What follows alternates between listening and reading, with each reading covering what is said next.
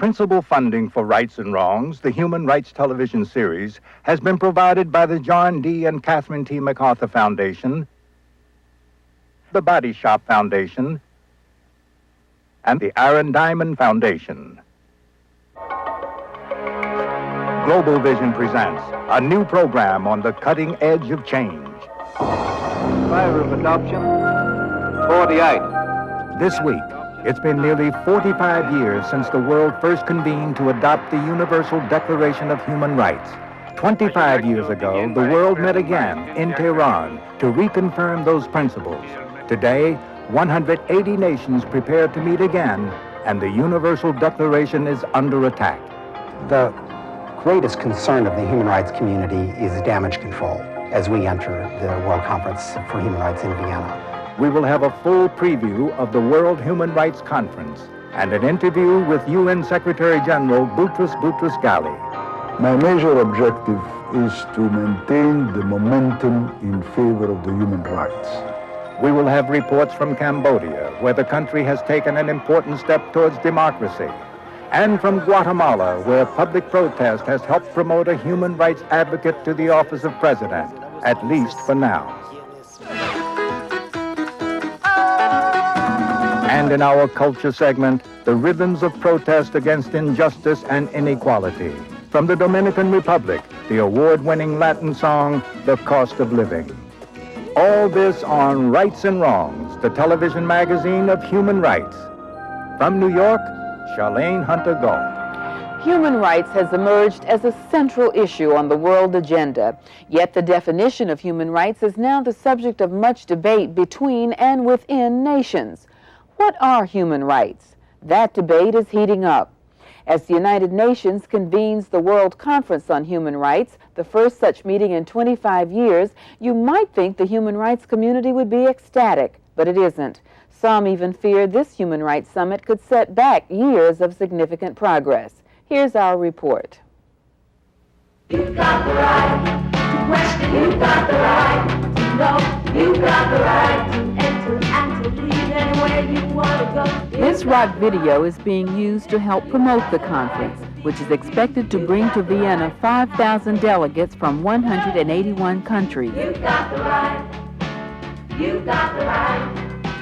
You've got the right, you've got the right, you've got Many world leaders have expressed enthusiasm about the UN's new prominence in human rights. There's a new belief that the United Nations can emerge as a much more viable and effective instrument for universally identifying human rights crimes, correcting those that exist, and preventing others. The Clinton administration is a very strong supporter of the United Nations, and we believe they're going to have to play a bigger role as we move from the old foreign policy, which is bilateral country to country, to increasingly multilateral institutions and multilateral problems. So we would like to see a strengthened United Nations role. Already, the UN is actively engaged on the front lines of human rights conflicts in Bosnia, in Cambodia, in Somalia, and in 10 other countries around the world. This level of UN activity is unprecedented, but instead of being pleased, human rights groups are deeply concerned. The greatest concern of the human rights community is damage control as we enter the World Conference for Human Rights in Vienna. Our greatest concern is that a handful of abusive governments will succeed in their effort to compromise human rights standards. Recently, Human Rights Watch charged that the UN has often treated human rights as a dispensable luxury and has been blackmailed into silence in exchange for cooperation from abusive governments. Amnesty International went even further, attacking the forthcoming conference as a slap in the face to humanity. This conference could, in fact, be a setback to human rights protection, a setback to the overall framework that has been agreed to by the world's governments. Human Rights Watch also fears that the conference will become a forum for human rights abusers who want to compromise long-established principles. Perhaps the most dangerous attack being launched by a handful of abusive governments is on the principle of universality, the concept that human rights apply to everybody, regardless of your political views, regardless of your ethnicity, race, nationality, gender, or what have you. The U.S. government shares this fear. Well, we are very concerned that some countries are trying to get the United Nations to backslide from its initial commitment on human rights. This initial commitment dates back to the first UN Conference on Human Rights, which took place in Paris in 1948, when the world community unveiled a universal declaration that guaranteed all the world's people the same political, social, and economic rights. This Universal Declaration of Human Rights may well become the international Magna Carta of all men everywhere. I declare open the International Conference on Human Rights. 20 years later, a second global human rights conference in Tehran saw 84 countries reaffirm support for the Universal Declaration. Ironically, it was led by the Shah of Iran, who was later overthrown, in part because of his human rights violations. Now, in the upcoming Vienna conference, the principle of universality will be under attack by countries who say that cultural and religious differences must come first. This human rights promotion has to be done within the context of the diversities in cultural heritage and history. These governments are asserting the various cultural differences that one finds worldwide and that indeed should be celebrated. But it's using these as a sword to try to say we should be able to interpret human rights standards the way we want to. Three key issues are dividing the world along north-south lines between poor nations and richer ones. First, developing countries say the developed world has an elitist definition of human rights.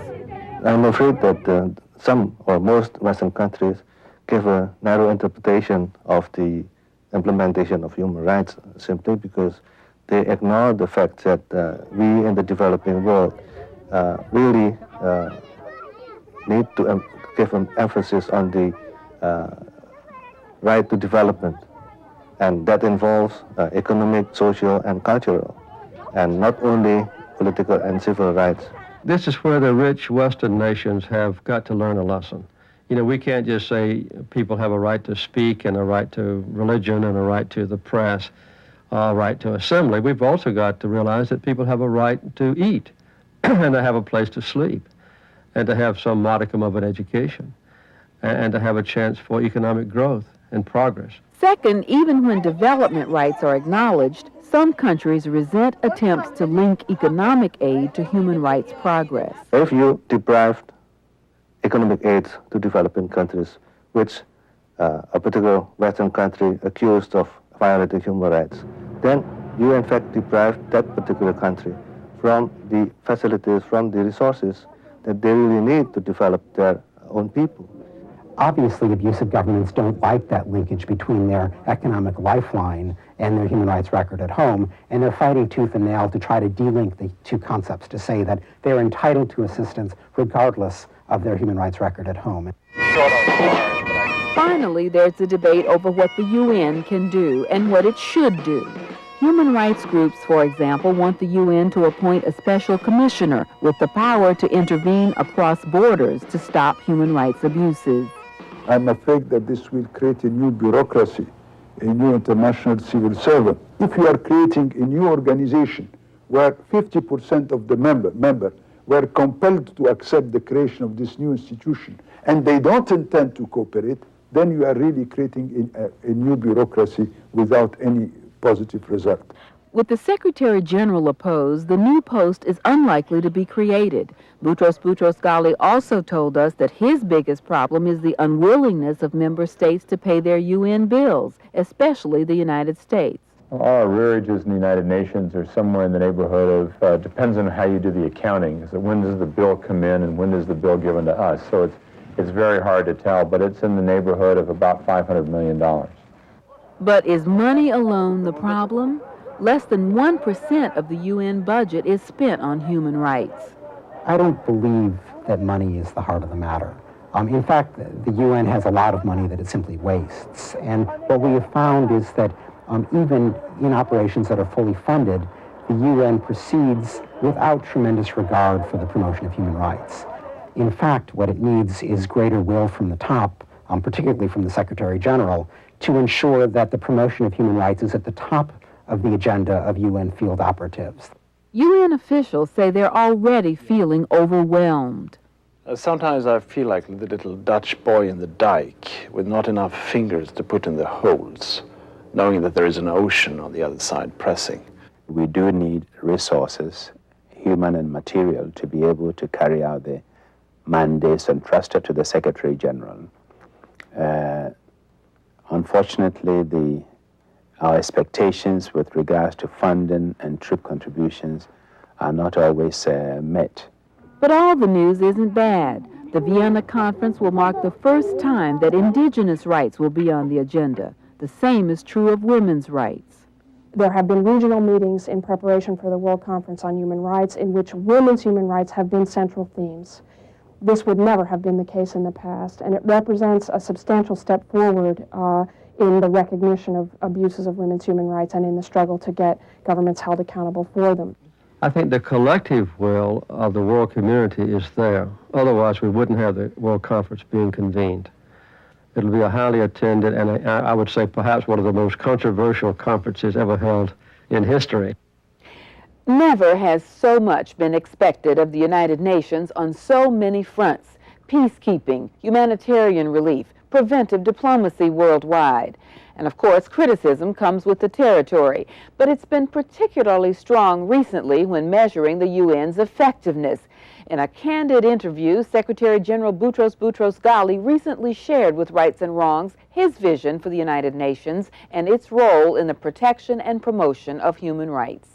I believe that the best way to enforce human rights is not with enforcement coming from outside, but with persuasion and contribution and cooperation coming from inside.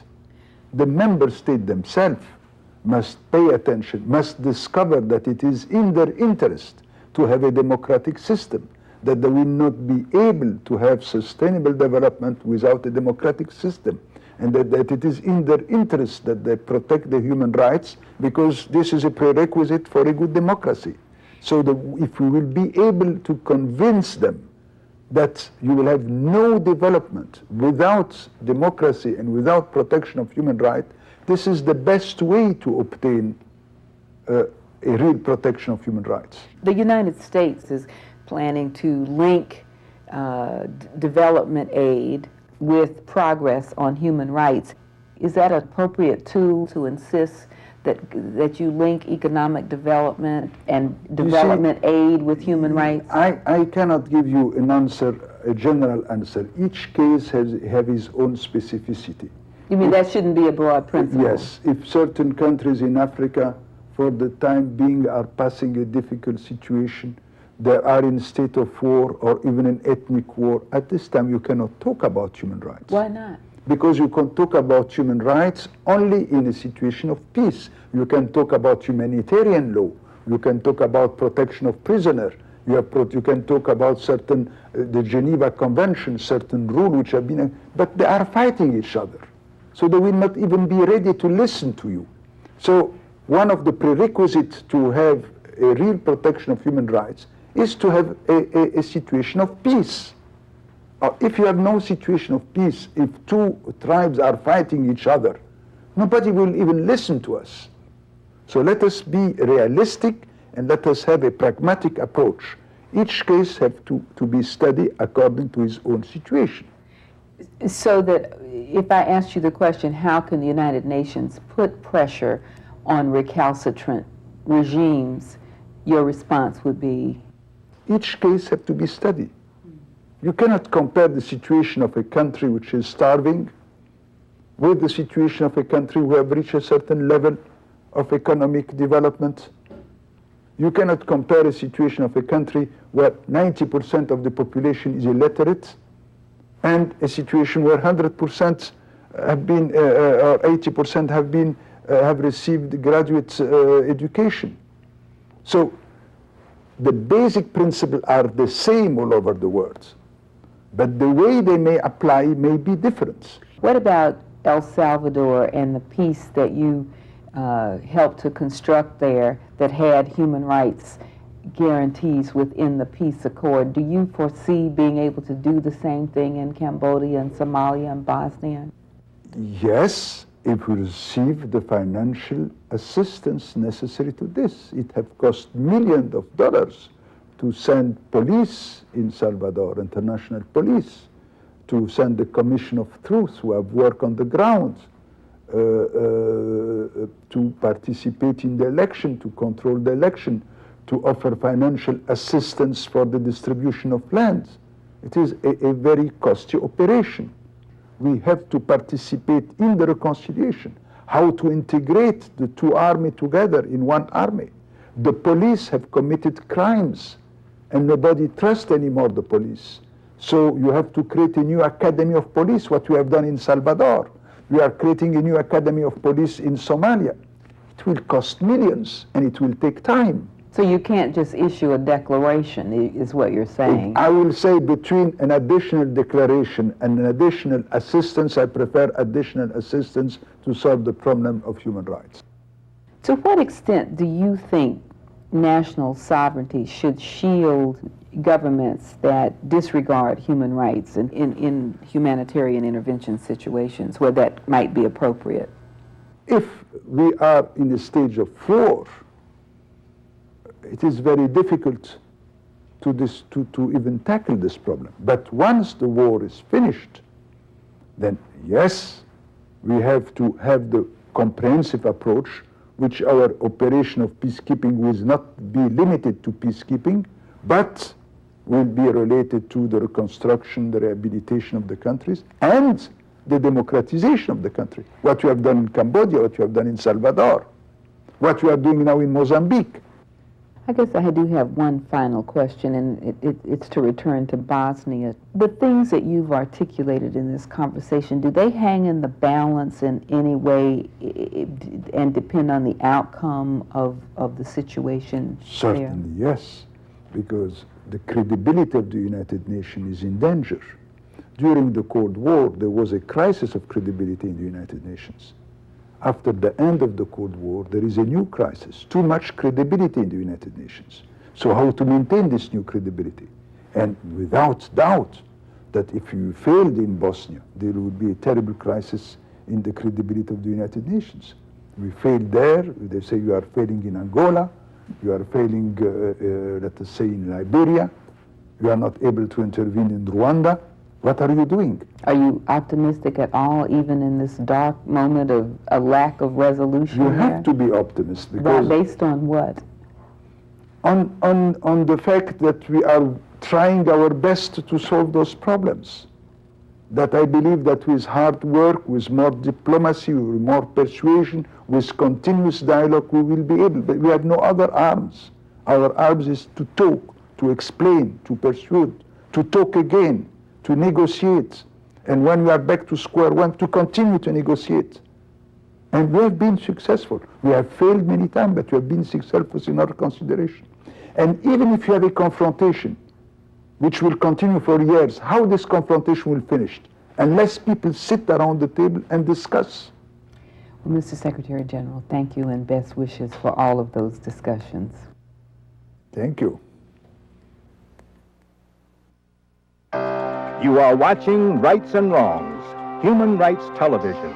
Each week at this time, news and global perspectives you don't see elsewhere. Our Rights Reel invites video journalists and human rights groups to send footage you rarely see elsewhere. This week, we begin with a video from the Chicago office of Amnesty International about a campaign against capital punishment. What's unique is that the campaign is being led by people who've lost family members to violent crime. This is only one side of the story, to be sure, but it's a side we rarely see. The murder of a person triggers a whole series of events. Among them are two developments that are certain to happen. First, the lives of the murder victim's family change forever. And secondly, someone will call for the death penalty for the murderer. Sometimes the offender is put to death by the state, often during well-publicized executions. The U.S. and South Africa are the only industrialized nations still practicing capital punishment. The voices against the death penalty are growing louder and becoming more organized. Among the most compelling of those voices against the death penalty are those of the families of murder victims. This year, they are coming together for a very special event, a Journey of Hope. The Journey of Hope is a 2-week educational tour of 15 Midwestern cities in June. The first large-scale effort by a group of people who speak from first-hand experience.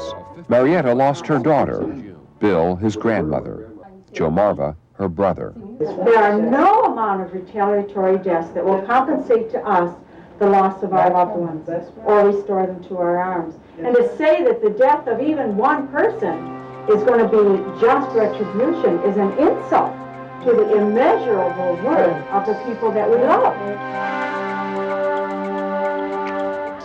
The killing fields of Cambodia recently became voting fields, thanks to a $2 billion United Nations operation. Most of the media focused on the high turnout and the results that may yet produce a coalition government.